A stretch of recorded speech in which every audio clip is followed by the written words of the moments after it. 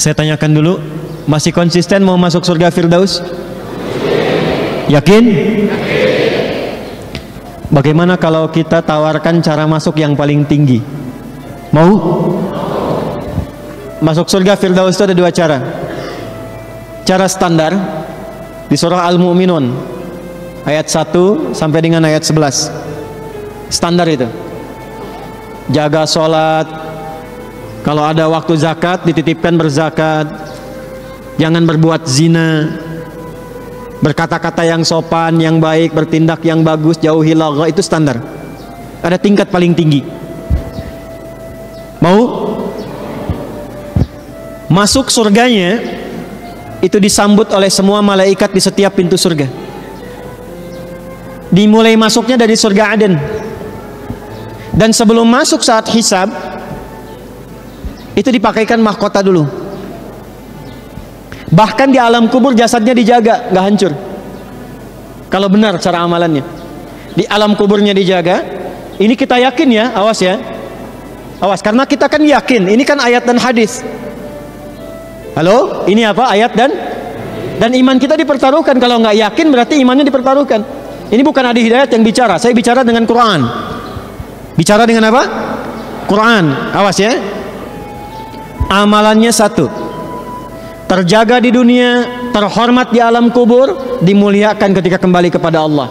Cara kembalinya diberikan mahkota, lalu diminta oleh Allah, hei gandeng bapak ibumu, ajak pasanganmu, panggil keluarga besarmu.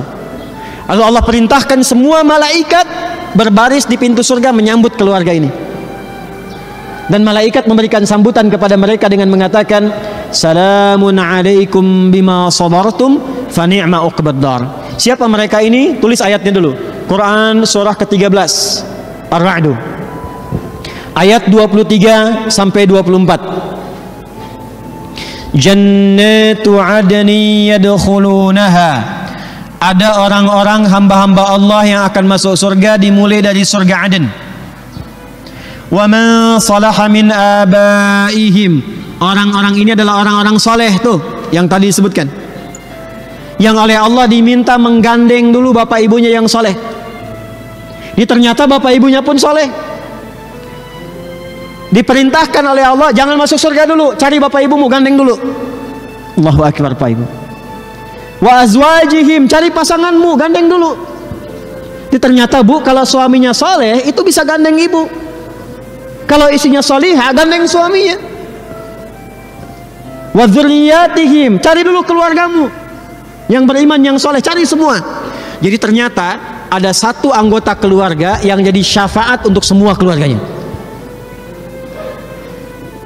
Saya maaf dengan kalimat ini ya, tapi saya mohon sekali sebelum kita berpisah sekarang, mohon ya, siapkan satu orang aja di rumah jadi kebanggaan di hadapan Allah di akhirat. Kalau dunia udah banyak ya, bapak bangga anaknya juara 1, juara olimpiade, dapat Nobel, silahkan ke dunia. Tapi saya titip aja, harus ada satu anggota keluarga kita dibanggakan di hadapan Allah di akhirat. Tunjukkan pada dunia. Gak apa-apa kaya di dunia, biasa. Disebut orang miskin, biasa.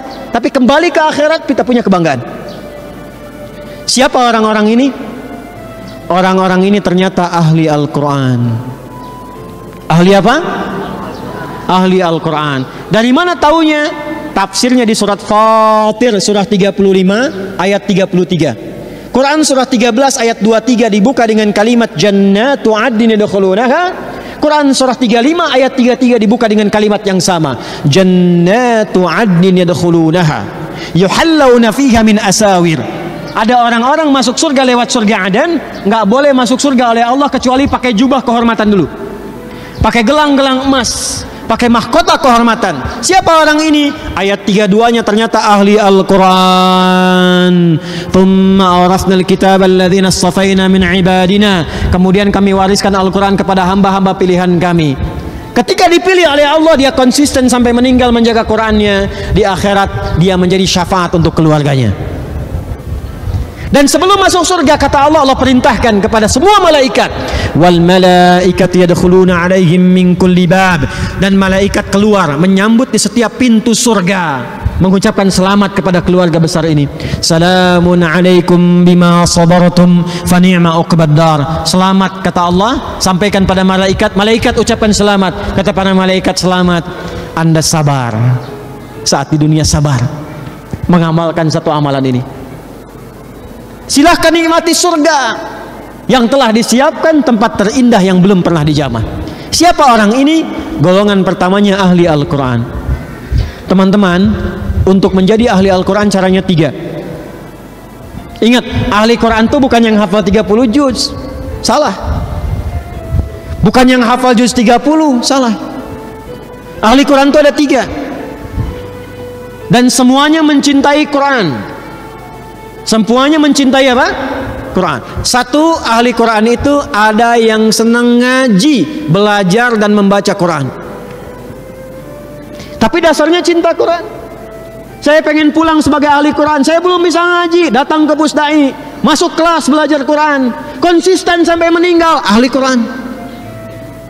Ustazah yang sekarang viral meninggal itu kan, coba lihat buku yang sedang dibaca. Lihat bukunya, doanya apa? Doa khutbul Quran. Itu sedang dengan pengajian ibu-ibu, Bu. Itu pengajian ibu-ibu itu sedang baca Quran. Sedang khataman doa khutbul Quran itu. Saya bermohon mudah-mudahan itu yang wafat yang paling termulia itu untuk beliau, insyaallah husnul khatimah.